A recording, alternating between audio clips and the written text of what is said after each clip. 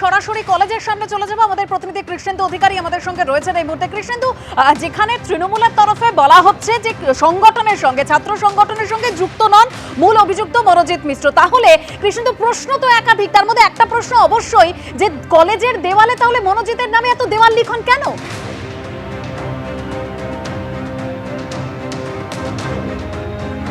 দেখো, তৃণমূলের তরফ থেকে অফিসিয়ালি বলা হচ্ছে যে তৃণমূল ছাত্র পরিষদের সঙ্গে তিনি এখনো যুক্ত নন, কিন্তু 2 বছর আগে যুক্ত ছিলেন। এটাও তৃণমূলের তরফ থেকে অস্বীকার করা হচ্ছে না। এবং পাশাপাশি এটাও তুমি যদি যে মনোজিৎ মিশ্রকে গ্রেপ্তার করা হয়েছে মূল অ্যাকিউজড হিসেবে, সেই মনোজিৎ মিশ্রর যদি প্রোফাইল দেখো, তাহলে দেখা যাবে যে তৃণমূলের সঙ্গে তার যে ওতপ্রোত যোগ, সেটা ছত্রে ছত্রে মনোজিৎ মিশ্র কিন্তু সেটা প্রকাশ্যে উল্লেখ করছেন। প্রথমত হচ্ছে, তিনি নিজেই লিখছেন যে তিনি দক্ষিণ কলকাতার সাংগঠনিক সম্পাদক, তিনি নিজেই লিখছেন যে তিনি ইউনিট প্রেসিডেন্ট এখানকার, অর্থাৎ সাউথ ক্যালকাটা ল কলেজের তৃণমূলের ইউনিট প্রেসিডেন্ট। এবং যে ছবি তিনি প্রতিদিন পোস্ট করেন, তাতে দেখা যাচ্ছে তৃণমূলের শীর্ষ নেতৃত্ব তো শুরু করে তৃণমূল ছাত্র পরিষদ, তৃণমূল যুব, সমস্ত নেতৃত্বের সঙ্গে তার একাধিক ছবি আছে। এবং তৃণমূল নেতাদের আশীর্বাদ বা তৃণমূল নেতাদের ছত্রছায়ায় যদি না থাকেন, তাহলে একজন ছাত্র কিভাবে প্রাক্তনী হওয়ার পরেও কলেজে রাজত্ব করেন, একজন ছাত্র কিভাবে প্রাক্তনী হওয়ার পরেও কলেজের মধ্যে এই যে কর্মচারী হিসেবে তিনি জয়েন করেন। ভাইস প্রিন্সিপাল জানিয়েছেন যে তিনি মাস 4 আগে যে গভর্নিং বডি বা পরিচালন সমিতি, তার সুপারিশে সরাসরি এখানে কর্মী হিসেবে যোগদান করেছেন। সুতরাং একজন ছাত্র সেই প্রাক্তনী হয়ে যাওয়ার পরেও তিনি শাসক দলের ছাত্র সংগঠন যতই করুন, কি করে তিনি এখানে কর্মচারী হিসেবে নিয়োগপত্র পান?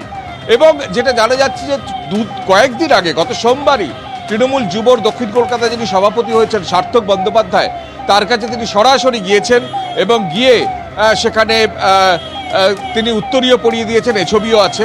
সুতরাং শাসক দলের তরফ থেকে বারবার তার সঙ্গে একটা দূরত্ব তৈরি করার চেষ্টা চললেও আমরা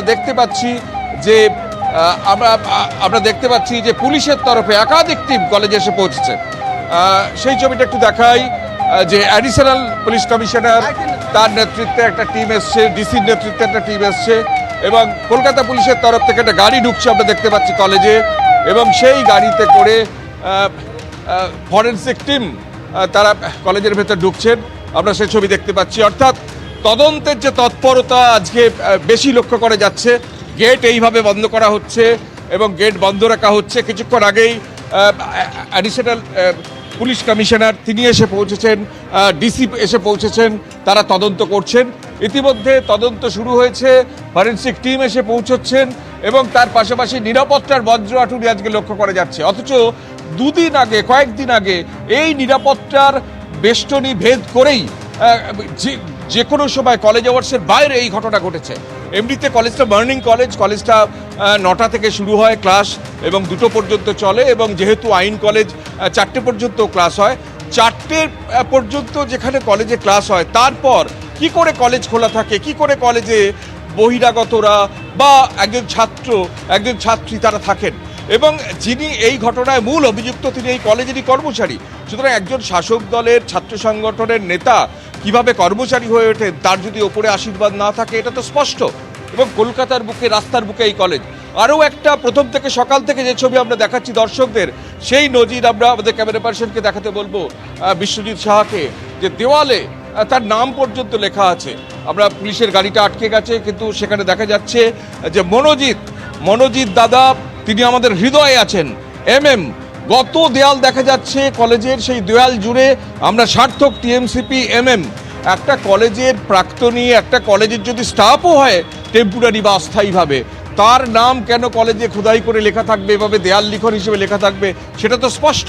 এখানে কিছুক্ষণ আগে একটা মমতা বন্দ্যোপাধ্যায় এবং অভিষেক বন্দ্যোপাধ্যায়ের ফেস্টুন ছিল, সেটা স্বাভাবিক। এখানে তৃণমূল ছাত্র পরিষদ সংখ্যাগরিষ্ঠ থাকতেই পারে। কিছুক্ষণ আগে এসএফআই এসে কর্মী সমর্থকরা এই যে গেট টপকে সেই ব্যানারটা বা ফেস্টুনটা ছিঁড়ে দিয়েছে।